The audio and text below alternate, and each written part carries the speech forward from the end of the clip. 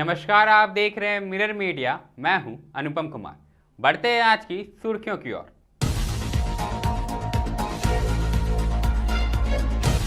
Bonus को लेकर CCL मजदूरों की हड़ताल, 9 जुलाई को रांची में देशव्यापी आंदोलन।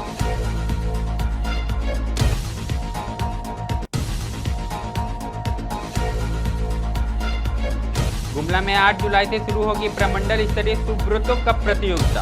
आपस में भिड़ेंगी 5 जिलों की टीम।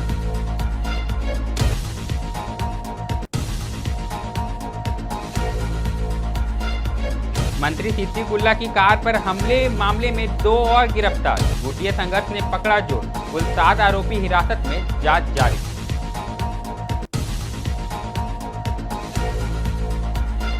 झारखंड में पेशा कानून लागू करने की मांग तेज। 11 जुलाई को आदिवासी समुदायों का पद यात्रा।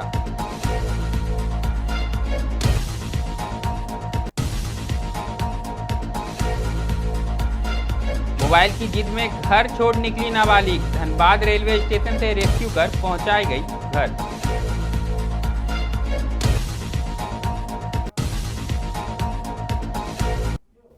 अब खबरें विस्तार से।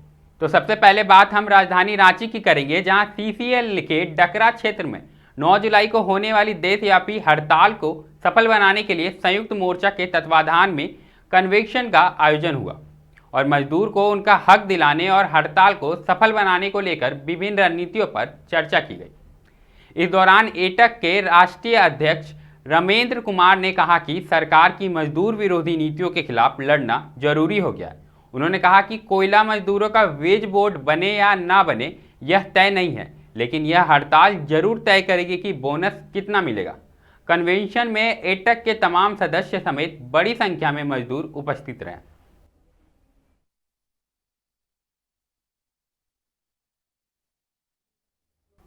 अगली खबर गुमला से आई है, जहां दक्षिणी छोटा नागपुर प्रमंडल स्तरीय सुब्रतो मुखर्जी फुटबॉल प्रतियोगिता 8 जुलाई से गुमला के संत इंग्रोसियंस उच्च विद्यालय जुबली स्टेडियम में शुरू होगी। प्रतियोगिता में रांची, खूंटी, लोहरदगा, सिमडेगा और गुमला की विजेता टीमें भाग लेंगी। प्रतियोगिता में बालक वर्ग के लिए अंडर 15 और अंडर 17 जबकि बालिका वर्ग में अंडर 17 के मैच होंगे। सभी मुकाबले लीग फॉर्मेट में खेले जाएंगे। बालक वर्ग में मैच जुबली स्टेडियम और हॉस्टल मैदान में होंगे, जबकि बालिका वर्ग के मैच सेंट पैट्रिक स्कूल मैदान में खेले जाएंगे। 8 और 9 जुलाई को लीग, 10 को सेमीफाइनल और 11 जुलाई को फाइनल मुकाबले होंगे। प्रतियोगिता के लिए सभी तैयारियां पूरी कर ली गई हैं। बाहर से आई टीमों का परंपरागत तिलक से स्वागत हुआ। वहीं जिला शिक्षा अधीक्षक नूर आलम खान ने अनुशासन और टीम भावना के साथ खेलने का आह्वान किया है।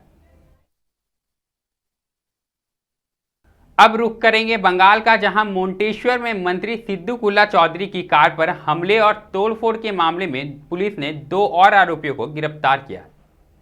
अब तक इस मामले में कुल 7 की गिरफ्तारी हो चुकी है। घटना 3 जून की है, जब मोंटेश्वर में मंत्री को उनकी ही पार्टी के एक गुट ने काले झंडे और झाड़ू दिखाकर विरोध किया था। इस दौरान उनकी कारों में तोड़फोड़ की गई थी।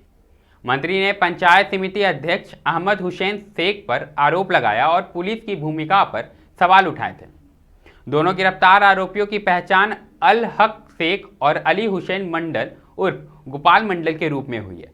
फिलहाल इनसे पूछताछ जारी है और पुलिस बाकी आरोपियों की तलाश में जुटी हुई है। झारखंड में पेशा कानून लागू न होने से आदिवासी समाज में गहरी नाराजगी है। इसको लेकर 11 जुलाई को बाबा कार्तिक उरांव के समाधि स्थल से राज्यपाल भवन तक पद यात्रा निकाली जाएगी। गुमला में प्रेस वार्ता के दौरान कई आदिवासी संगठनों ने इसे लेकर अपना समर्थन जताया। वक्ताओं ने कहा कि पेशा कानून आदिवासियों के अधिकार से जुड़ा है और अब तक इसकी काफी अनदेखी हो चुकी है। राज्यपाल को ज्ञापन सौंप कर जल्द कानून लागू करने की मांग की जाएगी। पेशा कानून लागू करने को लेकर आज ये विशेष बैठक बुलाई गई थी और 11 तारीख को पद यात्रा करने का निर्णय लिया जा रहा है। और बहुत ही 25 वर्ष हो गया है। बहुत ही दुर्भाग्यपूर्ण बात है कि अभी तक पेशा कानून लागू नहीं हुआ है। 1996 में भूरिया कमेटी के द्वारा 73वां संशोधन कर ऐसे विभिन्न राज्यों में 8 राज्यों में लागू हो चुका है और 2 राज्य है ऐसे हैं जो झारखंड है और उड़ीसा है जो अभी तक लागू नहीं हुआ है। और यहाँ के नेता लोग भी खाली लूटखोरी और बालू ईटा गिट्टी और माइनिंग में पैसा वसूलने में लगे हुए हैं और पेशा कानून में ध्यान नहीं दे रहे हैं। और मैं सरकार को बोलना चाहूँगा, बार बार बोलना चाहूँगा स्पष्ट शब्दों में कि आप पेशा कानून लागू करें, नहीं तो ये आने वाला समय में जोरदार आंदोलन होगा और अनिश्चितकालीन एकदम बंदी होगा। अब बात धनबाद की करेंगे, जहां विगत 3 जुलाई को धनबाद रेलवे स्टेशन से रेलवे चाइल्ड लाइन की सहायता से एक नाबालिग बच्ची को रेस्क्यू किया गया था। इस मामले में पश्चिम बंगाल पुलिस की टीम बच्ची के परिजनों के साथ बाल कल्याण समिति पहुंची और सभी औपचारिकता के बाद बच्ची को उसके परिजनों को सौंपा गया।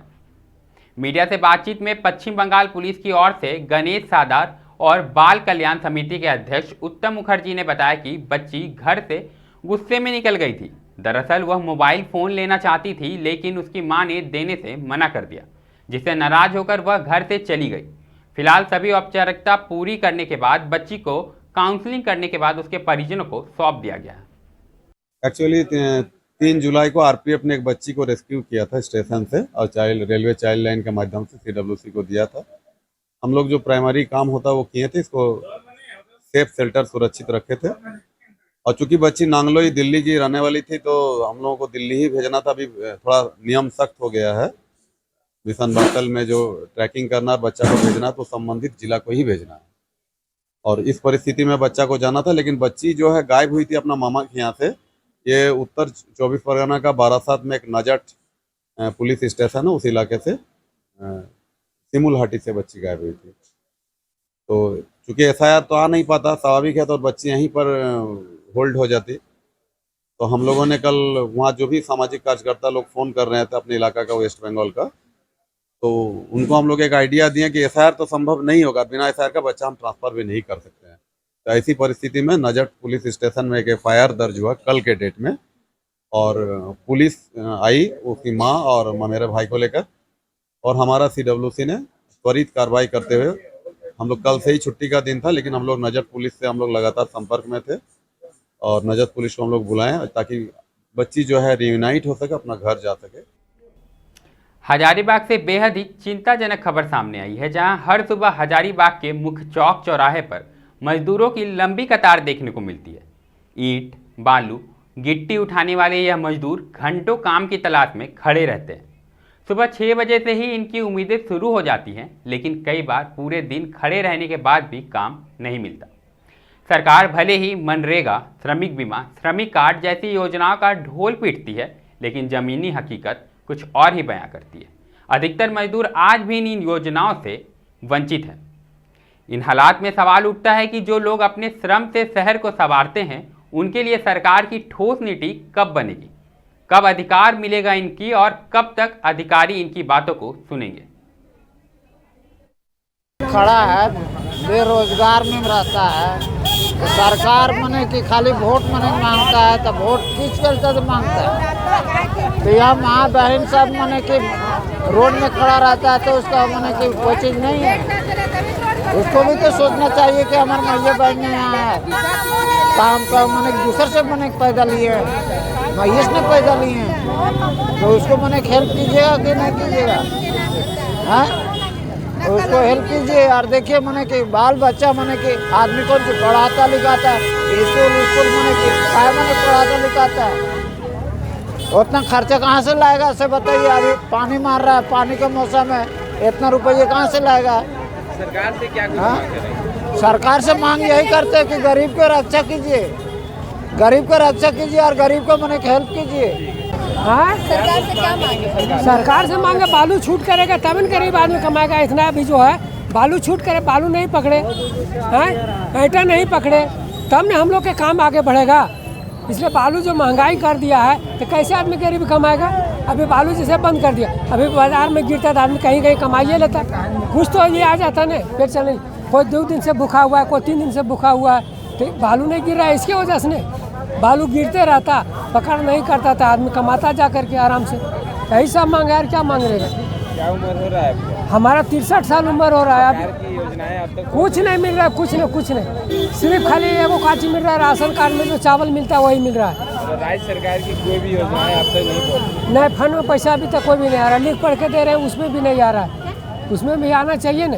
दोनों पति पत्नी के दिए लेकिन अभी तक नहीं हमको लाभ मिला है। घर में आपकी महिलाएं क्या मैया योजना उन्हें मिल रही है? नहीं कुछ नहीं मिल रहा, कुछ नहीं। आवेदन दी थी, हम लोग आवेदन दिए थे, बोला कि उम्र आपको 50 से ऊपर हो गया।